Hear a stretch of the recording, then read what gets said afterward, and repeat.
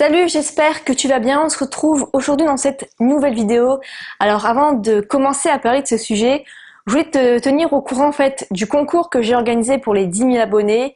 J'ai eu le malheur de le faire sur YouTube et à cause des spams en fait, certains commentaires étaient vraiment signalés en masse en spam et du coup je n'avais plus aucun pouvoir d'action en fait sur ces commentaires et du coup forcément c'était un peu délicat pour continuer le concours. J'ai essayé de faire comme j'ai pu pour calculer.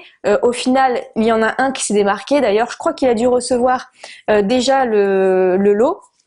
Mais pour ne pas en fait sanctionner ceux qui ont quand même bien participé, je vais en recréer un bientôt. Donc alors le temps de recevoir tous les lots, ça va être vers le mois d'avril, donc ça va être le mois prochain.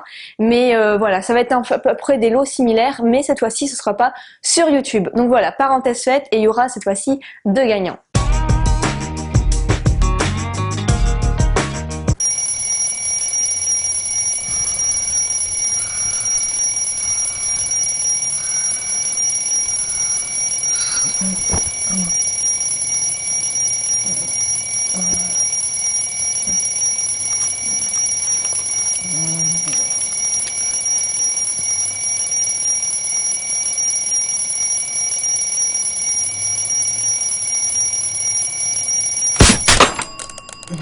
Alors peut-être que le matin, tu as du mal à te réveiller et que tu te sens le seul en fait. Le seul ou la seule à ne pas réussir à te bouger le matin, à ne pas réussir à sortir du lit et tu as l'impression que tu es juste un gros feignant qui a du mal à se réveiller le matin. Eh bien j'ai une bonne nouvelle, ça dépend comment on le conçoit, c'est que ce n'est pas de ta faute.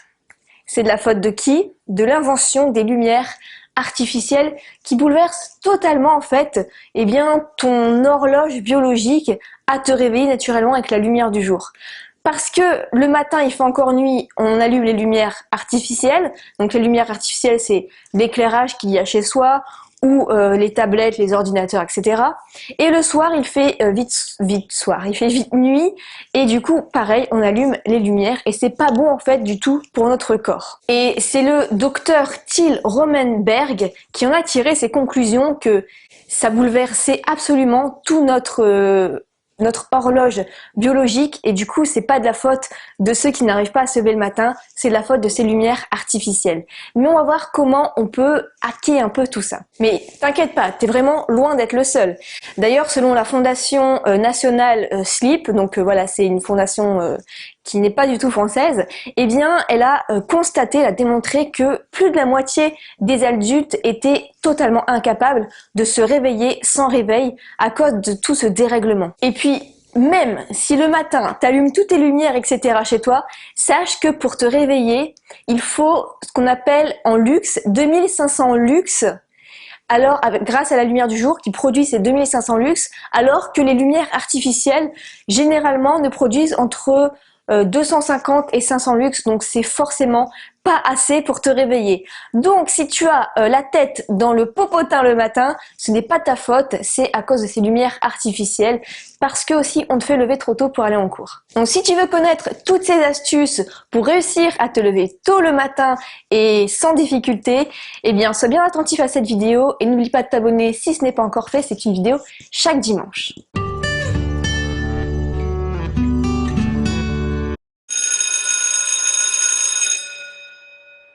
Alors, la première chose à savoir, c'est que chaque cycle de sommeil dure 90 minutes. Donc, c'est le temps d'un match de foot, par exemple, ou le temps d'un film, ok? Donc, 90 minutes. Mais chaque étudiant ne va pas avoir la même heure qu'il va être fatigué et la même heure à laquelle il va falloir aller se coucher. J'ai une astuce pour ça, pour calculer l'heure idéale pour toi pour aller te coucher. C'est que tu vas prendre la fin d'après-midi, donc entre 17 et 19 heures, et tu vas observer quand est-ce que tu vas avoir un coup de barre. Donc tout simplement un coup de barre, c'est que tu vas bâiller, tu vas commencer à t'endormir, etc. Donc souvent quand on revient des cours ou quand on revient du boulot, on a ce coup de barre là. Donc observe bien l'heure à laquelle tu as ce coup de barre là. Admettons ce coup de barre tu l'as à 18 heures. Donc voilà, on va prendre 18 heures pour faire simple, pour que les calculs soient vraiment simples. Donc 18 heures. Et à partir de là, tu vas calculer à chaque fois plusieurs cycles de sommeil de 90 minutes. Par exemple, 18 heures, ce qui fait que tu pourrais très bien te coucher à 18 heures plus 1h30, ça fait 19h30. Mais 19h30, bien sûr, c'est trop tôt. Donc on a 19h30, après on a donc 21h, 21h c'est encore trop tôt. Et sinon, on a le prochain cycle qui est à 22h30. Et là, 22h30, c'est l'idéal. Si tu as ton coup de barre à 18h, l'idéal, c'est de te coucher vers 22h30, ok? Pourquoi fin d'après-midi? Parce que si c'est après manger, c'est la digestion, donc c'est pas encore la même chose. Donc prends bien la fin d'après-midi, observe quand est-ce que tu as un coup de barre, et à partir de là, calcule l'heure idéale pour aller te coucher. C'est ce qu'on appelle ne pas rater le train de sommeil, ou le marchand de sable pour les plus petits.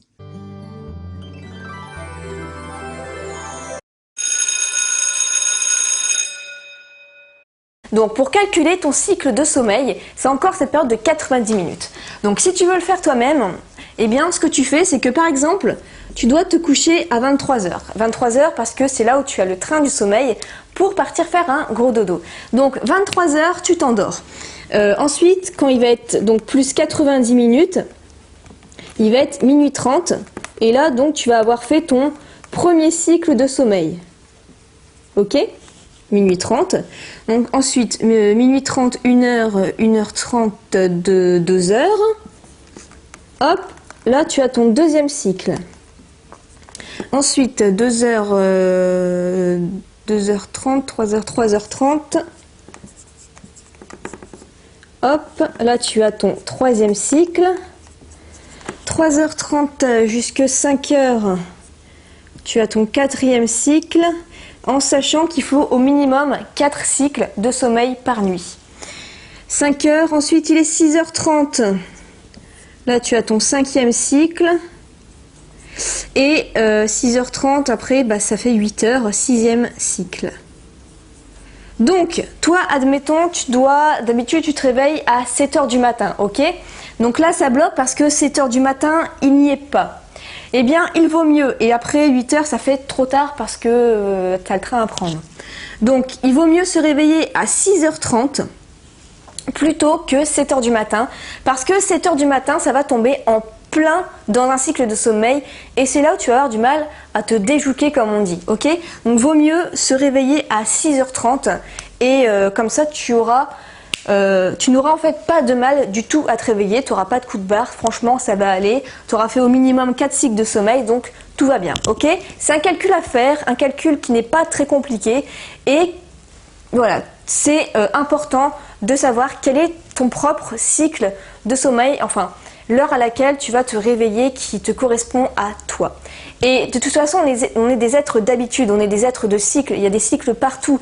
Il y a les saisons, il y a les cycles, je sais pas, enfin, il y a plein de cycles dans la vie. Et nous, on doit correspondre à cette base qui est qu'on est créé comme ça, on est fait.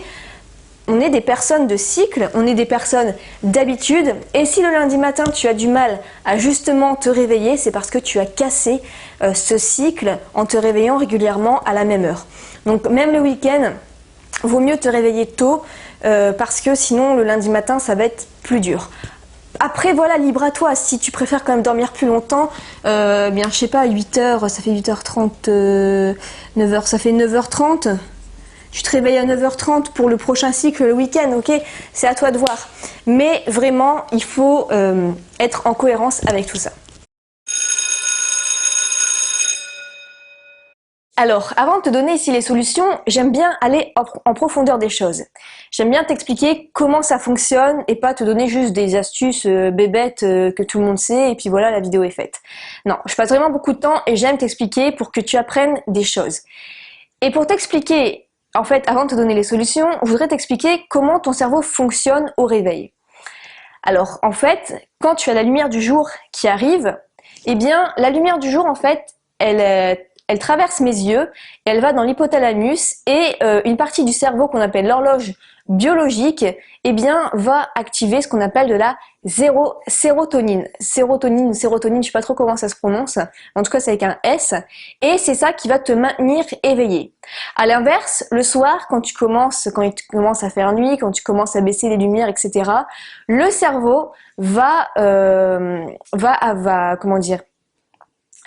créer ce qu'on appelle de la mélatonine. Et c'est l'hormone du sommeil. Alors, plusieurs solutions pour te réveiller efficacement. La première, ça peut être en fait d'activer automatiquement ta télé le matin parce que ça va forcément t'envoyer de la lumière et aussi du son. Alors, pour régler sa télé, pour qu'elle se, je sais pas, le matin à 8h sur W9, ça va se mettre automatiquement et tu vas voir les clips. C'est plutôt sympa. Alors, personnellement, je sais pas vraiment comment on fait, mais j'ai trouvé un lien que je te mettrai juste en dessous pour programmer ta télé à faire comme ça. Ça peut être sympa. La deuxième chose, ça va être de regarder justement ton téléphone portable parce que le téléphone portable est vraiment très efficace pour te réveiller parce que c'est des écrans bleus. Et en fait, il faut revenir à la source de tout, c'est-à-dire que le bleu, ça fait penser à quoi? Ça fait penser au ciel et c'est grâce au ciel bleu qu'on arrive bien à se réveiller, ok? Donc, c'est comme en fait le soir, t'arrives pas à t'endormir parce que t'es trop dans tes écrans et ton cerveau il comprend plus rien, il se dit mince, est-ce qu'on est 3h de l'après-midi ou pas? Pourtant je me sens un peu fatiguée. Eh bien le matin justement, tu peux regarder ton téléphone portable pour mieux te réveiller. Et la troisième et dernière astuce, qui est quand même celle-là un peu plus connue, c'est que tu vas mettre ton portable, ton réveil, non pas à côté de ton lit, mais beaucoup plus loin et tu vas mettre une seule alarme. Parce que si tu en mets plusieurs, c'est pas du jeu, ça marche pas. Comme ça, tu vas aller te lever pour aller éteindre ton alarme. Tu vas avoir peur du coup de rater le bord si tu te lèves pas. Et comme tu seras debout, ben voilà, tu seras debout et ça fonctionnera bien mieux. Et en plus de ça, comme on a vu avant, comment bien te réveiller selon tes cycles de sommeil, etc., ça va aller franchement beaucoup plus facilement. Alors, avant de t'endormir la veille, il faut toujours trouver une bonne motivation de te lever le lendemain matin. Ça peut être des choses très simples. Ça peut être par exemple le bon petit déjeuner que tu vas avoir, un bon goûter, les clips que tu vas voir le matin à la télé, un cours intéressant, le beau gosse ou la belle fille que tu vas voir à la fac aujourd'hui, ou encore une note que tu vas voir à ton TD de la matinée, ok? Donc trouve les motivations qui vont te motiver vraiment à te lever le matin. C'est toujours beaucoup plus agréable plutôt que de se dire à quoi ça sert de me lever aujourd'hui. Voilà pour cette petite vidéo, n'hésite pas à secouer le pouce bleu juste en dessous, ça me fait super plaisir d'avoir vos retours, que ce soit un simple pouce bleu ou un commentaire, je réponds à tout le monde. Et si jamais ça t'intéresse et que tu n'as pas encore reçu, j'offre gratuitement le début d'une formation qui s'appelle Major de promotion. Donc c'est un programme qui n'est pas le mien mais qui est vraiment de superbe qualité et tu as les 20 premières minutes qui sont gratuites, qui sont envoyées directement. Tu mets ton adresse mail et hop, tu le reçois automatiquement par email et tu peux commencer à regarder ce programme et déjà apprendre quelques bonnes choses. Donc le lien est juste ici ou alors en barre d'informations. Voilà, c'est toi qui vois, tu peux t'inscrire et le recevoir tout de suite. Je te dis à dimanche prochain et je te souhaite une très bonne semaine. N'oublie pas d'appliquer tout ça pour éviter les réveils difficiles. Salut!